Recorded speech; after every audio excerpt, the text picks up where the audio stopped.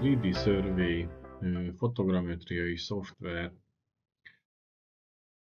feldolgozás előkészítéséről szeretnék beszélni, abban az esetben, amikor RTK képességű drón eszközzel történik a repülés, a felmérés.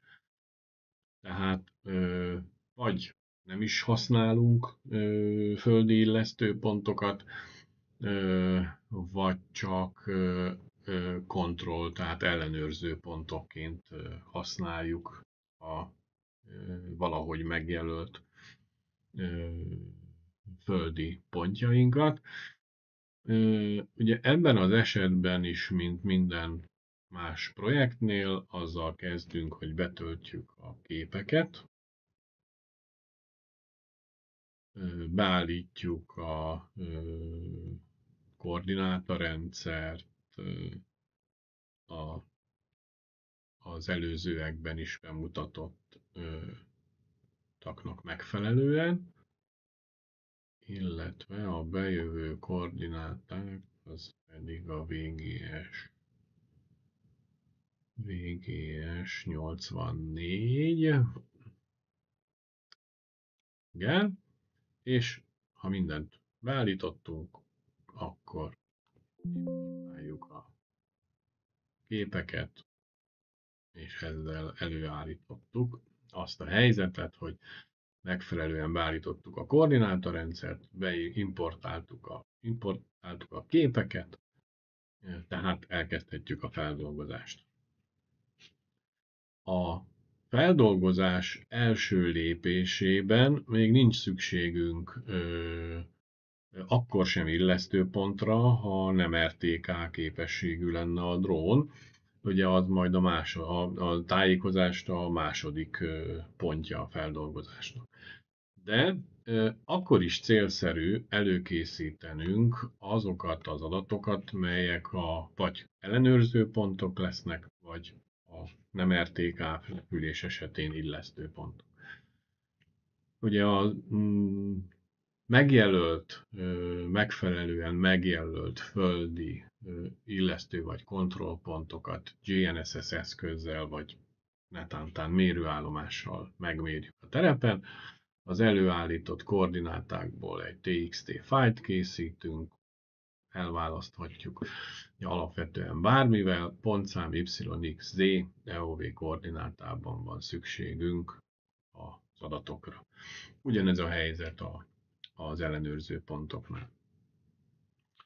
A különbség majd ott lesz, hogy minek fogjuk ezeket a pontokat beállítani, ellenőrző pontoknak, amint pusztán egy táblázatos formában azt fogjuk látni, hogy milyen minőségű feldolgozást végeztünk, vagy illesztő pontoknak, ami ugye azt jelenti, hogy a feldolgozást azokra a pontokra fogjuk a helyi koordinátorrendszerünkre illeszteni. Ha az EOV, akkor EOV-ra, mi esetünkben általában ez.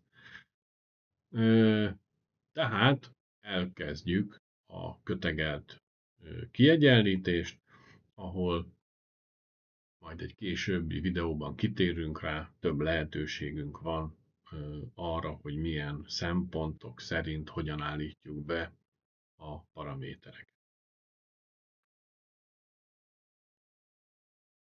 A feldolgozás eredményeként létrejött a ritka pontfelhő. Ugye látjuk a telemetri adatokat, hogy milyen nyomvonalon merre repült a drón, merre állt az egyes fényképek, fotók készítésénél a kamera, és előállt a ritka pontfelhő. Most nem is a feldolgozásról szeretnék ebben a videóban tovább beszélni, hanem az előkészítésről. Tehát ugye, hogyha RTK képességű drón eszközt használunk, akkor milyen előkészítésre van szükségünk. Ugye azt megbeszéltük, hogy szükségünk van kontrollpontokra, minimum.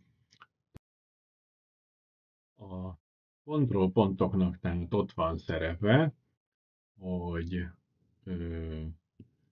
hogy ellenőrző pontok, hogy megfelelően előkészített a megfelelően előkészített kontrollpontokat, mint CAD adat, tehát mint pont objektum be tudjuk tölteni a 3D Survey szoftverbe, vagy egyszerűen akár az ortofotón, akár a pontfelhőben megpróbáljuk kiértékelni a megjelölt ellenőrző pont 3D pozícióját, így módon össze tudjuk hasonlítani majd a GNSS méréseinkből származó adatokkal. További fontos adalékról, részletről szeretnék még itt beszélni, az pedig az, hogy az előkészítéshez egyértelműen hozzá tartozik az, hogy fontos arra odafigyelnünk, hogy ugye a drónunk milyen RTK üzemmódban üzemel, és annak mik a beállításai. Ugye messze azt lehet mondani, hogy a legjobb eredményt akkor lehet elérni, ha saját bázist alkalmazunk, ugye ez a DJI-nál akár saját bázis állomás vásárolható az eszközhöz, de azért erre van több megoldás. És a legfontosabb talán ebből a szempontból az az N-trip beállítások, tehát hogyha abban az esetben, hogyha N-trip beállításokat alkalmazunk az RTK üzemmódhoz, akkor ugyanúgy, mint egy GNSS vevőnél fontos odafigyelnünk arra, hogy megfelelően legyenek beállítva az adatok, tehát hogy korrekt adatokat kapjunk a GNSS észlelésekből.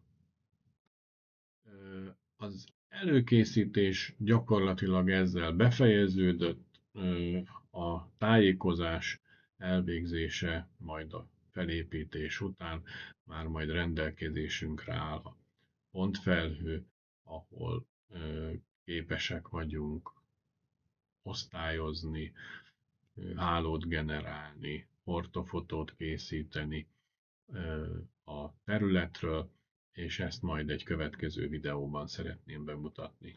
Köszönöm a figyelmet!